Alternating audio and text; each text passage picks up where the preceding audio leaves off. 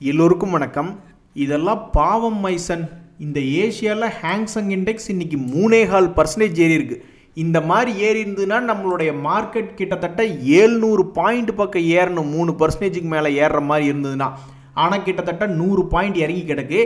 ஏன் இந்த Hang Seng market இந்த மாதிரி பெரிய அளவில் ஏறி இருக்கு அப்படின்னா, அவங்களுடைய கவர்மெண்ட் தொடர்ந்து அறிக்கை வந்துக்கிட்டே இருக்குது. இந்த மாதிரி பொருளாதாரத்தில் பணத்தை போடுவோம், அப்படி பண்ணுவோம், இப்படி பண்ணுவோம், ஏதாவது ஒரு பேச்சு வந்துக்கிட்டே இருக்குது.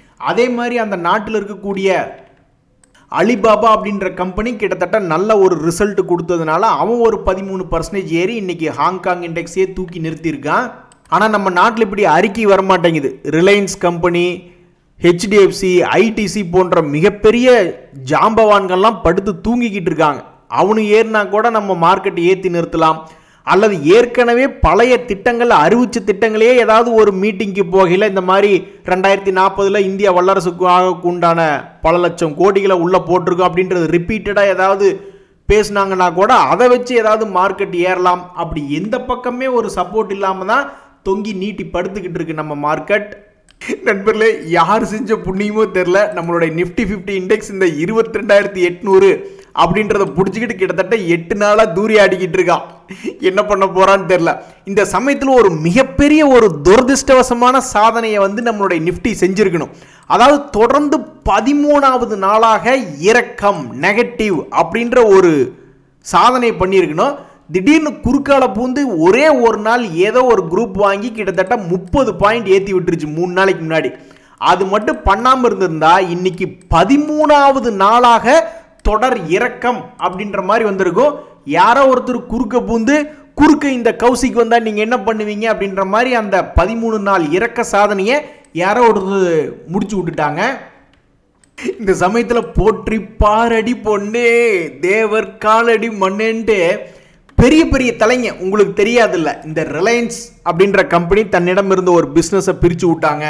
அதுக்கப்புறம் போனஸும் கூட கொடுத்தாங்க. அதே மாதிரி இந்த ஹெச்டிஎஃப்சி பேங்க், இவங்களும் ஹெச்டிஎஃப்சி லிமிட்டடும் ஒன்றா சேர்ந்துட்டாங்க. அதுக்கப்புறம் இந்த ஐடிசியுமே தன்னிடம் இருந்த ஒரு பிஸ்னஸை பிரித்து விட்டாங்க. அதுக்கப்புறம் என்ன ஆச்சு அப்படின்னா, இந்த பங்குகள் எல்லாமே சேர்ந்தாப்புல ஒன்றுமே நடக்கலை. இவன்லாம் கிட்டத்தட்ட 522 ரூபா ரேஞ்சில் இருந்த கம்பெனி ஐடிசி அடுத்தவனுடைய ஏற்கனவே பெரிய ஆளுக போட்டு வச்ச பாதையில் ரிலையன்ஸ் இப்படித்தான் தன்னுடன் இருந்த ஜியோ ஃபினான்ஸை பிரித்து விட்டதுக்கப்புறம் போனஸ் கொடுத்ததுக்கப்புறம் கிட்டத்தட்ட 1600 ரூபாயிலிருந்து கீழே இறங்கி இயர் லோவில் ட்ரேட் ஆகிட்டு இருக்கான். அப்போ பெரிய ஆளுக பண்ணியிருக்கக்கூடிய கார்பரேட் ஆக்ஷன்னால நம்மளுடைய மார்க்கெட்டுக்கு பிரயோஜனம் இல்லை. பிரயோஜனம் இல்லைனாலும் பரவாயில்ல, மேல் நோக்கி ஏறலினாலும் பரவாயில்ல, மார்க்கெட் கீழே இறங்கினதுக்கு மிக முக்கிய காரணங்களாக இந்த கார்பரேட் ஆக்ஷன்ஸ் அமைஞ்சிடுச்சு. இதுக்கெல்லாம் நம்ம யாரைங்க குத்த சொல்லி நொந்துக்கிறது? அவங்கவுங்க தலைவிதியை நினச்சி நொந்துக்க வேண்டியதுதான். இந்த ஐடிசி கம்பெனியெல்லாம் எனக்கு நல்லா ஞாபகம் இருக்குது. இந்த மாதிரி தான் அவங்களுடைய பிஸ்னஸ் வேல்யூ அன்லாக் பண்ணுறோம், கார்பரேட்டில் இருக்கக்கூடிய பல பிஸ்னஸில் பிரித்து விட்றோம் அப்படின்ற ஒரு காரணத்தை வச்சுக்கிட்டு தான் 220 ரூபாயில் சும்மா இருந்த பங்கை தூக்கி மேலே 500 ரூபா வரைக்கும் கொண்டு வந்தாங்க. இந்த மாதிரி ஹோட்டல் பிஸ்னஸ்லாம் பிரித்து விடுவாங்க ஒரு காலத்தில் அப்படின்ட்டு. பிரித்து விட்டதுக்கப்புறம் பார்த்தோம்னா பாவம் இவனும் கீழே இறங்கி மார்க்கெட்டிங் கீழே இறக்கி விட்டுருக்கான். நண்பர்களே, சத்தியமாக சொல்கிறேன், காலேஜ் படிக்கும்போது நம்ம கூட படித்த பொண்களும் இப்போ நம்ம வீட்டம்மாவும் ஒரு கடையில் சந்தித்து நம்மளை பற்றி பேச ஆரம்பித்தாங்கன்னா நம்மளுக்கு எப்படி மனசு ஒரு மாதிரி திகில் அடையுமோ, அது மாதிரி தான் நேற்று பல பேர்த்தினுடைய மனசில் திகிலாக இருந்தது. என்ன காரணம்னா, அமெரிக்க ஷேர் மார்க்கெட் ஒரு மிகப்பெரிய அளவில் கும்பா பாடிக்கிட்டு இருந்தான். இதுக்கு முக்கிய காரணம் அந்த நாட்டினுடைய வால்மார்ட் கம்பெனி வளர்ச்சியை பற்றி குறைவான கைடன்ஸ் கொடுத்ததான். உடனே நம்ம ஆளுங்க ஏகப்பட்ட பேர் நினச்சிக்கிட்டு இருந்தாங்க, அவ்வளோதான் இன்னைக்கு மார்க்கெட்டை முடிச்சு கட்டிட்டாங்க. ஏற்கனவே காலில் சலங்கையை கட்டிட்டு ஆடிட்டு இருப்பான் நம்ம மார்க்கெட். இதில் அமெரிக்கா இறங்குச்சுன்னா அவ்வளோதான் பெரிய கும்பான்னு நினச்சிக்கிட்டு இருந்தாங்க. நல்ல வேளை ஒரு சிறிய கும்பாவோட தான் மார்க்கெட் இப்போதைக்கு ட்ரேட் ஆகிக்கிட்டு இருக்கு. நண்பர்களே, ஒரு சந்தோஷமான விஷயம் ஒன்று படிச்சுக்கிட்டு இருந்தேன். அதாவது நம்மளுடைய ஃபினான்ஸ் மினிஸ்டர் அடுத்து வரக்கூடிய மார்ச் மாதத்தில் இந்த பப்ளிக் செக்டர் பேங்க்ஸில் மீட் பண்ணி பேச போகிறாங்க அப்படின்ட்டு. அப்போ அந்த சமயத்தில் என்ன ஒரு செய்தி வந்தாலும் சரி, அதாவது கவர்மெண்ட்டுடைய ஸ்டாக் ஹோல்டிங் பர்சன்டேஜ் குறைக்கிறாங்க, அல்லது ஏதாவது பணம் லட்சக்கணக்கில் கோடி கணக்கில் பணத்தை பப்ளிக் செக்டர் பேங்க்ஸில் புழங்க விட்டு அதன் மூலியமாக பொருளாதாரத்தை தூக்கி விட போகிறாங்க, அந்த மாதிரி எந்த ஒரு செய்தி நல்லபடியாக வந்ததுனாலும் ரொம்ப மகிழ்ச்சியாக தான் இருக்கும். ஸோ இப்போ சமீபத்தில் எந்த செய்தியுமே இல்லை. ஏதாவது ஒரு செய்தி, பெரிய செய்தி வருமா அப்படின்னு எதிர்பார்த்துட்டு கொண்டு இருக்கக்கூடிய நேரத்தில் மார்ச் 4ஆம் தேதி இந்த மாதிரி ஒரு செய்தி வருது. நண்பர்களே, ஏகப்பட்ட ஷேர்களுடைய செய்திகள் வருது. எல்லாம் போய் 52 வீக் லோவில் ட்ரேட் ஆகிக்கிட்டு இருக்காங்க. பிர்லா சாஃப்ட் 40% காலி, முத்தூட் மைக்ரோ ஃபினான்ஸ் ஒன்று அவன் ஒரு 40% காலி, நேட்கோ ஃபார்மான்னு ஒன்று 23% காலின்னு ஏகப்பட்ட கம்பெனிகள் 52 வீக் லோவில் போய் ட்ரேட் ஆகிட்டு இருக்காங்க அப்படின்ற செய்தி வரக்கூடிய இந்த நேரத்தில் என்னைக்காவது ஒரு நாள் சில ஷேர்கள்லாம் மேலே ஏறுவானு. அவனுடைய வாழ்க்கையில் எடுத்து பார்த்தோம்னு வச்சுங்களேன், என்னைக்காவது ஒரு நாள் தான் மேல் நோக்கி ஏறுவானு. அந்த சமயத்தில் அந்த ஷேரை வச்சிருக்கிறவங்களுடைய விலை அந்த ஷேரினுடைய கரண்ட் மார்க்கெட் ப்ரைஸ் கிட்ட இருந்துன்னு வச்சிங்களேன், எந்த ஒரு முடிவு எடுக்கிறதுக்கும் ரொம்ப எளிமையாக இருக்கும். அதாவது குவான்டிட்டி குறைக்கிறதா அல்லது முழு லாபத்தை புக் பண்ணுறதா அல்லது என்ன பண்ணுறது அப்படின்னு மிக சுலபமாக முடிவெடுக்கக்கூடிய இடத்துல இருக்கும். ஒரு உதாரணத்துக்கு இந்த ஐஜிஎல் அப்படின்ற ஒரு ஷேரினுடைய விலை பாருங்களேன், கடந்த 6 மாதத்தில் பார்க்கும் பொழுது அவன் சரிவடைஞ்சதுக்கப்புறம் எத்தனை தடவை நீங்கள் ஏறிட்டான்னு நினைக்கிறீங்க? வாழ்க்கையில் என்னைக்காவது ஒரு நாள் தான் ஏறுவான். ஒரு தடவை ஏறி இருக்கான். கடந்த கிட்டத்தட்ட ஒரு 8 மாத கணக்கு எடுத்து பார்த்தீங்கன்னா ஒரு தடவை ஏறி இருக்கான், அப்புறம் 2 தடவை ஏறி இருக்கான், அப்புறம் இப்போ சமீபத்தில் கடந்த 10 நாள் எடுத்து பார்த்தீங்கன்னு வச்சுக்கோங்களேன், இப்போ ஒரு 5 நாளில் பார்க்கல கிட்டத்தட்ட ஒரு 10% இன்னைக்கு ஏறி இருக்கான். அப்போ அவன் வாழ்க்கையில் ஒரு 6 மாத கணக்கில் பார்க்கும் பொழுது மொத்தமே ஒரு தடவை 2 தடவை அல்லது 3 தடவை தான் ஏறானு. அப்படி ஏறி வரும் பொழுது கிட்டத்தட்ட 2-3 கிலோமீட்டர் தள்ளி உச்சத்தில் ஒரு இடத்துல எடுத்து வச்சிருந்தோம்னா எப்படி ஒரு முடிவு அப்படின்றத எடுக்க முடியும்? அதனால என்னை பொறுத்த வரைக்கும் எப்போ அவன் ஏறுறானோ, வாழ்க்கையில் என்னைக்கோ ஒரு தடவை தான் வருஷத்துக்கு ஏறுறான், அப்படி ஏறும் பொழுது அதுக்கு பக்கத்தில் விலை என்பது இருந்ததுனாக்கா எந்த ஒரு முடிவு எடுக்கிறதுக்கும் ரொம்ப சுலபமாக இருக்கும். அப்படி இல்லாமல் எங்கேயாவது ஒரு உச்சத்தில் வாங்கி வச்சுக்கிட்டு அப்புறம் அவங்க ஏறினாலும் ஒன்றும் பிரயோஜனம் இல்லை அப்படின்ற மாதிரி ஆகிடும். அதனால் எந்த ஒரு ஷேர் 52 வீக் லோ போகிறதும் பெரிய விஷயம் கிடையாது, ஒரு ஃப்ளாட்டாக இருக்கிறதும் பெரிய விஷயம் கிடையாது. என்னைக்காவது ஒரு நாள் Q3 ரிசல்ட்னாலேயோ அல்லது ஆர்டர்னாலேயோ அல்லது மார்க்கெட்டினுடைய மொமெண்டமே நல்லா இருக்குது அப்படின்ற ஏதாவது ஒரு காரணத்தினால என்னைக்காவது ஒரு நாள் டப்புன்னு ஏறுவான். அப்படி ஏறும் பொழுது அது பக்கத்தில் நம்ம இருந்தோம்னா மிக சுலபமாக இருக்கும். நண்பர்கள், இந்த சமயத்தில் மார்க்கெட்டே சரியில்லை, வயதாயிடுச்சு, இப்போ ரொம்ப பீஸ்ஃபுல்லாக இருக்கணும் அப்படின்ற மாதிரி நிறைய பேர் நினச்சிக்கிட்டு இருப்பாங்க. அந்த சமயத்தில் வந்து கவர்மெண்ட்டினுடைய போஸ்ட் ஆஃபீஸ் ஸ்கீம் எல்லாம் வந்து ஒரு மாதிரி கேரண்டியாக 8.2% பெர் ஆனம் அப்படின்ற மாதிரிலாம் ஸ்கீம்ஸ் இருக்குது. தற்போதைக்கு கவர்மெண்ட் கிட்ட இருந்து ஒரு நல்ல வருமானம் வரக்கூடிய பர்சன்டேஜ் இருக்கக்கூடிய ஸ்கீம் என்ன அப்படின்னு பார்த்தா கவர்மெண்ட் ஸ்கீம் இதுதான், SCSS. நம்ம நாட்டில் ஏன் ஃபாரினர்ஸ் விற்கிறாங்கன்னா அவங்க ஒரு 4% கவர்மெண்ட் கொடுக்குற பணமே போதும் அப்படின்ற ஒரு காரணத்தையும் சொல்லி விற்றுக்கிட்டு, அதாவது ரிஸ்க்கு ஏற்ற ரிவார்டு இல்லை அப்படின்றதுனால நிறைய விற்றுக்கிட்டு அங்கே போகிறாங்க. அந்த மாதிரி சமயத்தில் நம்ம நாட்டில் 8.2% கிடைக்கிறது அப்படின்றது ஒரு பெரிய விஷயம்தான். பாருங்கள், நேற்றும் கூட FIS வந்து 3300 கோடி அப்படின்றது கேஷ் மார்க்கெட்டில் விற்றுட்டு தான் போயிருக்காங்க. நண்பர்கள், இந்த சமயத்தில் நம்ம நாட்டில் நிறைய குரூப்பு இருக்குது.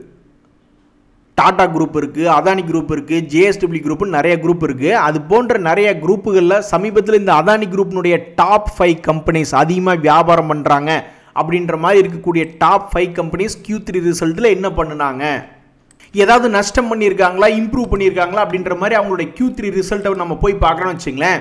அதானி போர்ட்ஸை பொறுத்த வரைக்கும் போன குவார்ட்டர்னுடைய ரிசல்ட்டை அப்படியே ஒரு மாதிரி நிலையை நிறுத்தி வச்சிருக்கா, பெருசாக க்ரோத் என்பது இல்லை. அதே மாதிரி இந்த அதானி என்டர்பிரைசஸ்னுடைய குவார்ட்டர்லி ரிசல்ட் வந்து எவ்வளவு ஒரு டிராஸ்டிக் டவுன் அப்படின்றது பாருங்க, 229 கோடி தான் அவங்களுடைய லாபம் என்பது நிறுத்தியிருக்காங்க. அதாவது அவங்களுடைய சேல்ஸ் சைடு பெருசாக வீக் ஆகலை, பட் அவங்களுக்கு எங்கே பணம் போயிருக்குன்னா இன்ட்ரெஸ்ட்டில் 2141 கோடி கும்பா அது போனதுனால அவங்களுடைய பழைய லாபம் என்பதை பிடிக்க முடியாமல் வெறும் 229 கோடி அப்படின்ற மாதிரி தான் பண்ணியிருக்காங்க. அதே மாதிரி அதானி குரூப்பில் இன்னொரு பாப்புலராக இருக்கக்கூடிய அதானி பவர் அப்படின்ற கம்பெனி அவன் என்ன பண்ணியிருக்கான்னா, அவன் தன்னுடைய வியாபாரத்தை ஒரு மாதிரி நிலையாக நிறுத்தியிருந்தாலும் லாபம் என்பது எடுத்து பார்க்கும்பொழுது கடந்த 2 குவார்ட்டர்களோடவும் ரொம்ப கம்மியாக பண்ணியிருக்கான். ஸோ தற்போதைக்கு அதானி குரூப்பில் இந்த அதானி போர்ட்ஸ் ஒன்று தான் ஒரு மாதிரி நிலையாக நிறுத்தியிருக்கான் அப்படின்ற மாதிரி காமிச்சுக்கிறாங்க. இதுதாங்க அதானி குரூப்புகளுடைய முன்னணி கம்பெனிகளினுடைய Q3 ரிசல்ட்ஸ் பற்றிய செய்தி. நண்பர்களே, இன்னொரு மிக முக்கியமான செய்தி, நம்ம இந்தியன் கவர்மெண்ட் வந்து நிறைய அப்ளிகேஷன்ஸ் வந்து சேஃப்டி இல்லை அப்படின்ற மாதிரி க்ளோஸ் பண்ணியிருக்காங்க. ஸோ நீங்கள் எந்த ஒரு அப்ளிகேஷன் உங்கள் மொபைலில் இன்ஸ்டால் பண்ணுறதா இருந்தாலும் அது ஃபுல் சேஃப்டியாக இருக்குது அப்படின்ற மாதிரி பார்த்துட்டு பண்ணுங்கள். நண்பர்களே, இந்த சமயத்தில் வந்து நல்ல சந்தோஷமான செய்திகள் வருது, இருந்தாலும் எவனுமே உருப்படலை அப்படின்ற மாதிரி இந்த ஃபார்மா கம்பெனிஸ்க்கு நிறைய நியூஸ் அடிக்கடி வந்துக்கிட்டே இருக்கும். ஏதாவது இன்ஸ்பெக்ஷன் நடக்கும்பாங்க, இல்லைன்னா அமெரிக்காவில் வந்து திடீர்னு ஏதாவது ஒரு ப்ராடக்ட் செல் பண்ணுறதுக்கு அப்ரூவல் கிடச்சிருச்சு அப்படிம்பாங்க. அது போன்ற செய்திகள்லாம் வரும்போது ரொம்ப வயலண்ட்டாக இருப்பான். ஸோ சிப்லாக்கு ஒரு ப்ராடக்ட்டுக்கு அப்ரூவல் கிடைச்சிருக்கு அப்படின்ற ஒரு செய்தி வருது. பட் இந்த செய்திக்கு வந்து அவன் வெறும் ஃப்ளாட்டாக இருக்கான். காலையில் பாசிட்டிவ்ல இருந்திருக்கான், பட் இருந்தாலும் மார்க்கெட்டினுடைய சுணக்கத்தினால இப்போ அவன் ஒரு சந்தோஷம் இல்லாமல் போயிட்டான். அதே மாதிரி தான் இந்த ஏஸ் கன்ஸ்ட்ரக்ஷன் எக்யூப்மெண்ட் அப்படின்ற கம்பெனி, அவனுக்கும் கிட்டத்தட்ட 420 கோடி ஆர்டர் கிடைச்சிருக்கு அப்படின்ற ஒரு செய்தி வருது. ஆனால் அதுக்கும் அவன் சந்தோஷப்படாமல் காலையில் சந்தோஷப்பட்டிருக்கான். பட் இப்போ போய் எடுத்து பார்த்தாக்க இப்போ அவன் 2.5% காலி. ஸோ நல்ல நல்ல செய்திகள் வந்துமே இன்னைக்கு மார்க்கெட்டில் ஒன்றும் பெருசாக பிரயோஜனம் இல்லை அப்படின்ற மாதிரி ஆயிடுச்சு.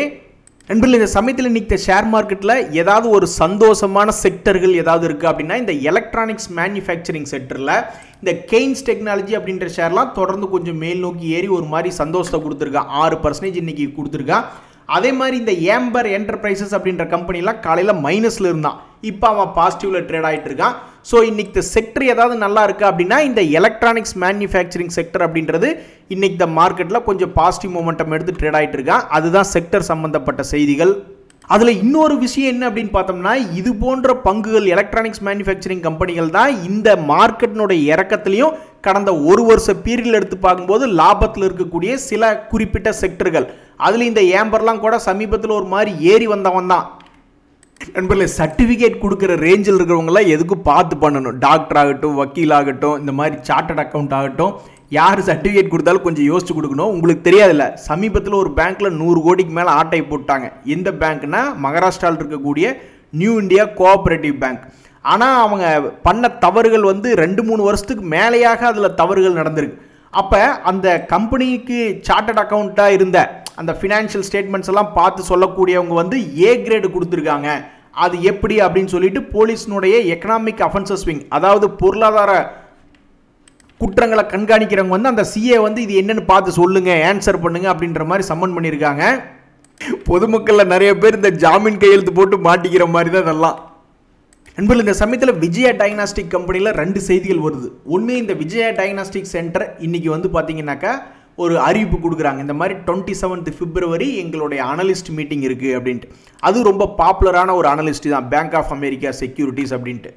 இன்னைக்கு ஸ்டாக் மார்க்கெட்டில் இது இன்னைக்கு ஒரு 10% ஏறி இருக்குன்னா இதுவும் ஒரு காரணம். இன்னொரு முக்கியமான செய்தி என்னென்னா, ஸ்டாக் மார்க்கெட்டில் 2 days மூவிங் ஆவரேஜ்னு ஒன்று இருக்குது. அதை வந்து பல கம்பெனிகள் அதை மறுபடி திருப்பி தாண்டக்கூடிய எண்ணமே இல்லாமல் அப்படியே நீட்டிப்படுத்தி கீழே படுத்து கிடக்கிறாங்க. அந்த மாதிரியான ஒரு கஷ்டமான சூழல் இருக்கக்கூடிய நேரத்தில் கீழே குப்புற விழுந்து கிடந்திருந்த இந்த diagnostic share, Vijaya diagnostic share இன்று 2 days மூவிங் ஆவரேஜ் தாண்டறதுக்கு ரொம்பவுமே முயற்சி பண்ணிக்கிட்டு இருக்கான்.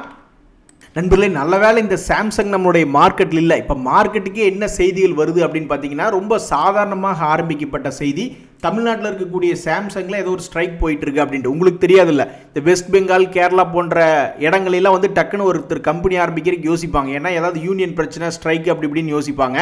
அதனால தான் தமிழ்நாடு, குஜராத், மகாராஷ்டிரா போன்ற இடங்களெல்லாம் அதிகமான கம்பெனிகள் வருது. தொழில் நடத்துறதுக்கு நல்ல ஒரு வசதி இருக்குது அப்படின்ட்டு. அது போன்ற சமயங்களில் இப்படியெல்லாம் செய்தி வருது, இந்த மாதிரி ஸ்ட்ரைக் நிற்காமல் போய்கிட்டு இருக்கு அப்படின்ட்டு.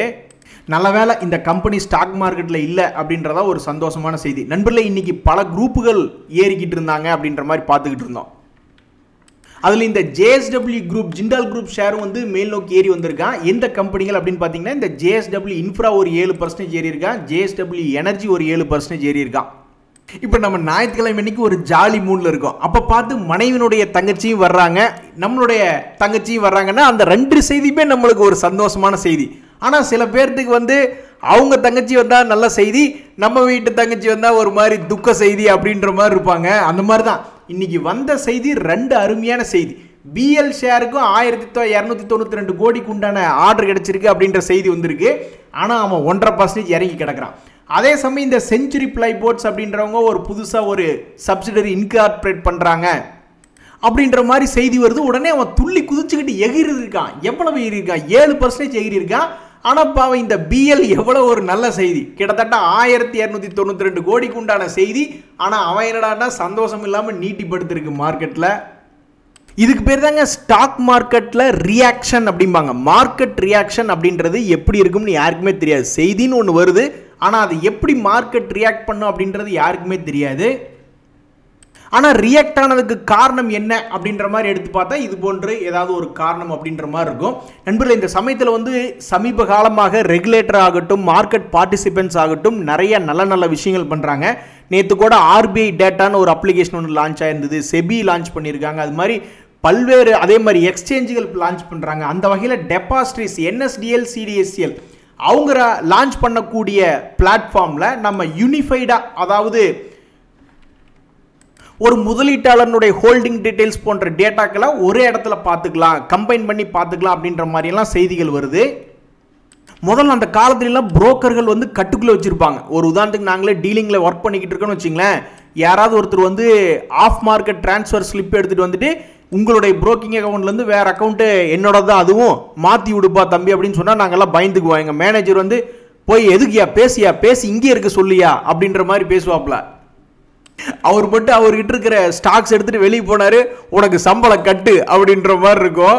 ஸோ ஆனால் இப்போல்லாம் பாருங்கள், இந்த மாதிரி எல்லாமே இன்வெஸ்டர்கள் கையிலேயே எல்லாத்தையும் கொடுத்துட்டாங்கன்னு வச்சுங்களேன். ட்ரான்ஸ்ஃபர் பண்ணுறதாகட்டும் எதாக இருந்தாலும் அவங்க வந்து புரோக்கர்னுடைய அனுமதி வாங்கணும் அல்லது புரோக்கர்கிட்ட போய் டிஸ்கஸ் பண்ணணும் அப்படின்ற மாதிரி அவசியம் இல்லை.